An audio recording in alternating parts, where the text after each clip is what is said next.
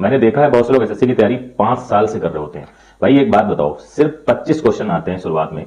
25 question करने के लिए एसएससी के आपको क्या 2 साल 3 साल का समय लगेगा? अगर लग रहा है तो कहीं ना कहीं आप गलत मार्ग पर जा रहे हैं, कहीं ना कहीं आपकी दिशा गलत है। आपको समझना पड़ेगा कि आपकी दिशा क्या होनी चाहिए। आज मैं आपको बताऊंगा दिशा क्या होनी चाहिए। जितने भी बच्चे इंटर पास आउट हुए हैं अभी, या जिनका रिजल्ट आना है, अच्छा ही रिजल्ट होगा, उनके लिए मैं बताना चाहूंगा कि अगर शुरुआत में आपकी दिशा थोड़ी सी भी इधर से उधर हुई तो आप भी कई साल भटकते रह जाएंगे। आप सही रास्ते की तलाश नहीं कर पाएंगे कि आपको सिलेक्शन लेने के लिए क्या सही रास्ता होना चाहिए। तो मैं आज आपको बताऊंगा कि सही रास्ता क्या होना चाहिए। ध्यान से सुनिएगा। आपको बैच लेते समय पूरी जानकारी कर लेनी चाहिए। जो आपका बैच है वो किन नियम एवं शर्तों पर काम करता है, मैं आपकी हेल्प करता हूं। मैं आपको बताना चाहता हूं कि एक बच्चे के लिए शुरुआत में पढ़ाई करते समय एक अच्छा बैच लेना, एक संतुलित बैच लेना बहुत जरूरी होता है। कई बार ये क्या होता है कि हम बहुत छोटे बैच लेते हैं, 2 घंटे के बैच ले लेते हैं, अल्टरनेट क्लासेस चलती हैं कि 3 दिन मैथ 3 दिन कुछ और चलेगा। ऐसे बैचों से आपको बचना है। ऐसी व्यवस्था वाली जगहों से भी आपको बचना है। 3 से 4 घंटे के संतुलित बैच लें, क्योंकि उन्हें रोकने के लिए आपको घर पर भी कम से कम 3 से 4 घंटे मेहनत करनी पड़ेगी। अगर आप 6, 7, 8 घंटे वाली बैच लेते हैं, कई जगह मैंने देखा है बहुत सारी क्लासेस चला दी जाती हैं, 6 घंटे बच्चे को क्लास दी जाती है किसी माध्यम से। अगर आप 6 घंटे क्लास लेंगे तो आप उसको घर पे कितने घंटे में रिकवर कर पाएंगे? कितने घंटे में उसको आप पढ़ के पूरा समझ पाएंगे? आपको भी उससे 8 से 10 घंटे चाहिए होंगे।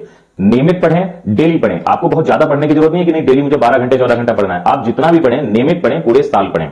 एक तो बैच की टाइमिंग बहुत बहुत महत्वपूर्ण रोल करती है आपके लिए कि आप 4 घंटे से ज्यादा का बैच ना लें।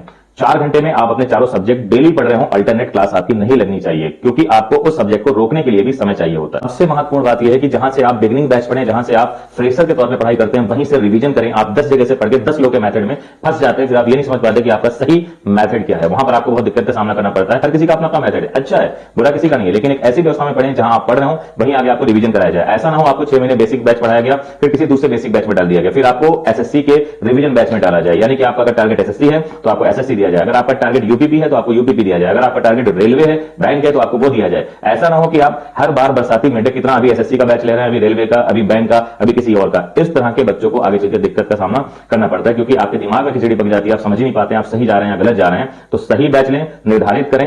इंटर पास आउट बच्चे के लिए यह बात जानना बहुत जरूरी है कि वो बैच कैसा लें। ये सारी बातों पर गौर करिएगा, आपको समझ में आ जाएगा कि आपको कैसा बैच लेना चाहिए। धन्यवाद।